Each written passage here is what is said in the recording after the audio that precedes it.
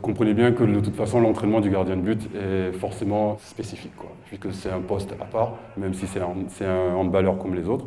Son entraînement est, lui, spécifique. Donc, vous allez devoir avoir des outils à lui transmettre pour qu'il puisse continuer à évoluer et à se construire.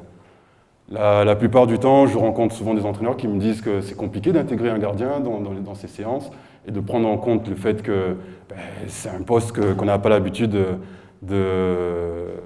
d'enseigner aux jeunes ou aux adultes. Mais il y a plusieurs facilités, il y a plusieurs moyens de lui faire prendre conscience que son poste, déjà dans l'importance de son poste, mais en plus de ça, il peut s'intégrer comme les autres joueurs. Souvent, on commence les échauffements, tout ce qui est balle en main, petit jeu, on le fait entre joueurs. On dit au gardien, vas-y, mets-toi là-bas contre le mur et essaye de faire plat du pied contre le mur ou des exercices de ce style ou étire-toi.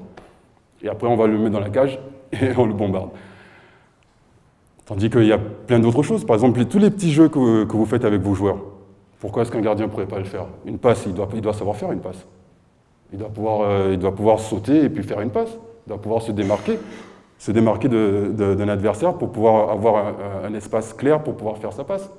Si on ne l'habitue pas à le faire, ne serait-ce que dans des petites séances de jeu, le jour du match, le gardien va ramasser son ballon après un arrêt, va se préparer à faire une contre-attaque, il va se faire contrer, but. Qu'est-ce que tu fous, mon gars? Ouais, mais sauf qu'on n'a pas travaillé, les gars. On n'a pas travaillé. Comment est-ce que le garçon va comprendre qu'un garçon devant lui, un adversaire devant lui, il va falloir se démarquer ou reculer puisqu'il a 6 mètres. Il peut prendre tout cet espace-là pour avoir une grande vision. Si on ne le met pas dans le jeu, dans les petits jeux que vous mettez en place avec les joueurs, si on ne les met pas, si on l'intègre pas lui dans ces séances-là, il n'a pas conscience de tout ça, de ce qu'il est capable de faire. Pour lui, c'est juste, j'arrête des ballons et je la passe juste à côté. C'est exactement un poste de combat.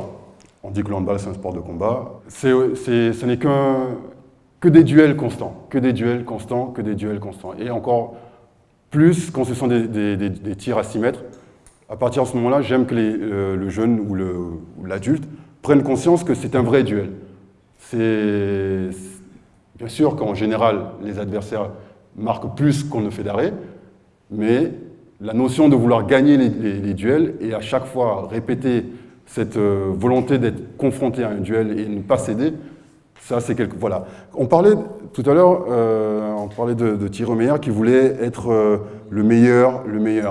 Là, je ne lui demande pas au gardien de vouloir être le meilleur, je lui demande d'accepter la confrontation et d'être le garant de la cage. C'est-à-dire que tu acceptes le combat, peu importe le résultat, mais tu acceptes le combat, tu ne te défiles pas.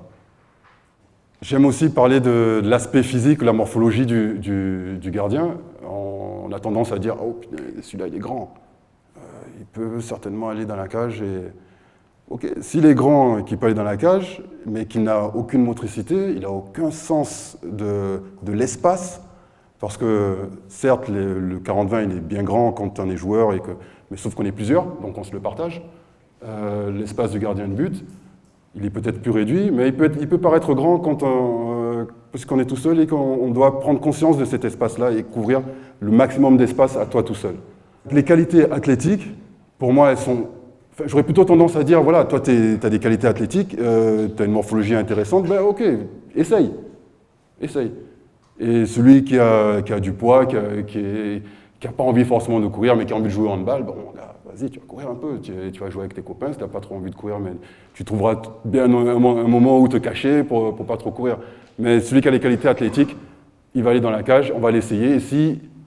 En fait, je crois que j'ai entendu une fois, c'est pas je crois, j'en suis sûr, Mats Olsson qui disait que dans leur pays scandinave, les gardiens qu'ils choisissent, qu'ils détectent pour mettre dans la cage, sont des mecs chez qui ils ont détecté les qualités athlétiques.